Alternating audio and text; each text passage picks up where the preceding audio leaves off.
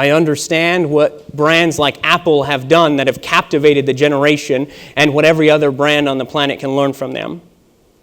I connect with the insecurities of the generation that drive their every move and action. And I see the world through their eyes. And when we combine that and look at that through the prism of psychology, sociology, and recognizing the effects of conditioning, and we combine it with big data, groundbreaking research, and economic forecasting, I believe that we can create real solutions for real problems for real people.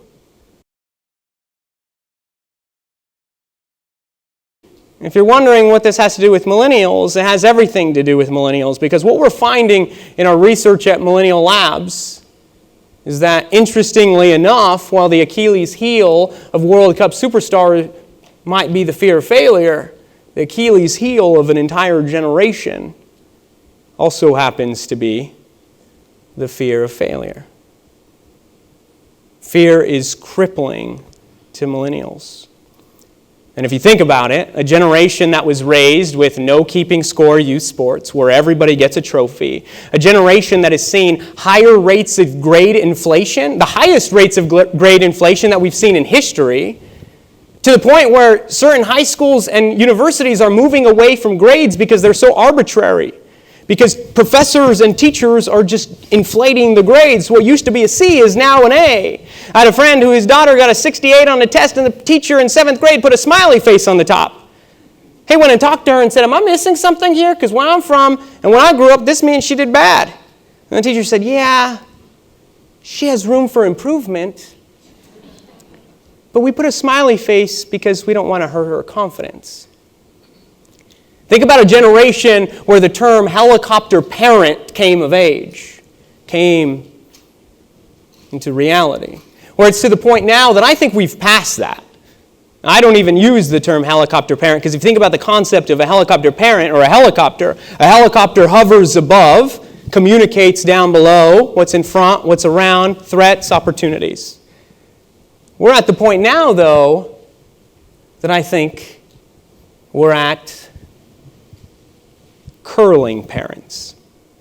And if you've ever seen the sport of curling, you know that somebody starts on one end on the ice, they kneel down and they have a stone, and they push that stone, hoping, wishing, crossing their fingers that that stone lands on a very precise spot.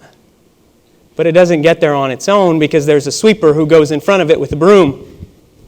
Sometimes fast, sometimes slow, moving just the right amount to control the trajectory and the movement to then get that stone right on the spot. Safety net is always present.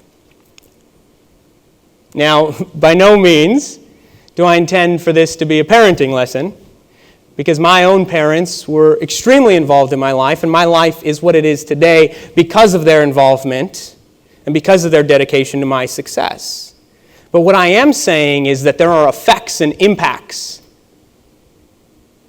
of a constant safety net, where the fear of failure becomes more powerful than knowing what the right decision to make is. And that's a challenge for a generation. And your challenge is unique.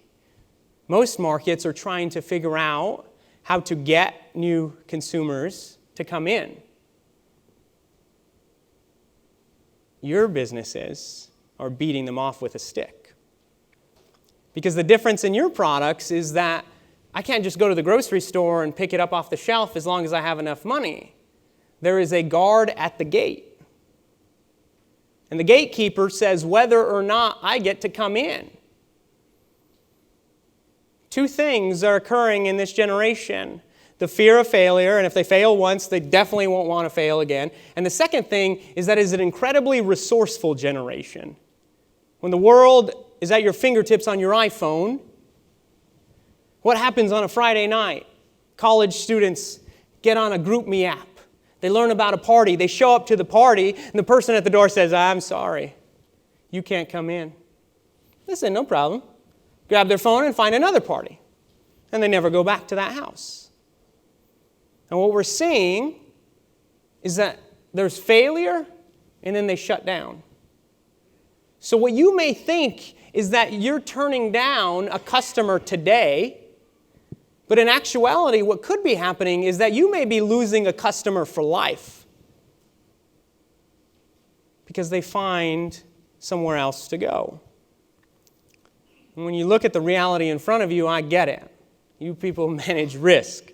So some of you are growling at me right now in your mind because you don't think I'm considering that. But I am. High levels of debt, few types of credit. 80% of the no scores, according to ID Analytics and the research, are millennials, and they have a short history. So when you look at the credit bureaus and the FICO scores, the whole deck is stacked against them. So if you look at only this side of the screen, you think that it's a terrible opportunity. It's not an opportunity at all. It's only risk. But if we go to the other side where the opportunity, this is the most educated generation in history, massive earnings potential. Over the next 5 years, their spending will increase by 15%, while baby boomers will decrease by 5%. 63% of them don't even have a credit card. And there's a very, very long future ahead of them with their biggest years to come. So even when I look at this, if you're telling me that by 2017, the generation who will outspend every generation in the market, where 63% of them don't even have a credit card, where now is the time to capture this customer for life, where their spending looks like this over the next 5 years, if that's the reality that you're telling me, I hope every one of you are waking up in the morning, looking at the mirror and saying, gee, golly, it's a good day to be me. What an opportunity, even when you consider the risk. But the challenge is that if you don't capture them today, the belief over time may have been, even if we turn them down, naturally their file will expand, their score will grow up, and in a few years they'll come back. And we'll give them a credit card then. But what happens with a generation where failure leads to shutdown? What happens with a generation where failure leads to, I found another way? Because every day that you're turning them down, there's a competitor creating an online tool that is hoping to fill that void in the market.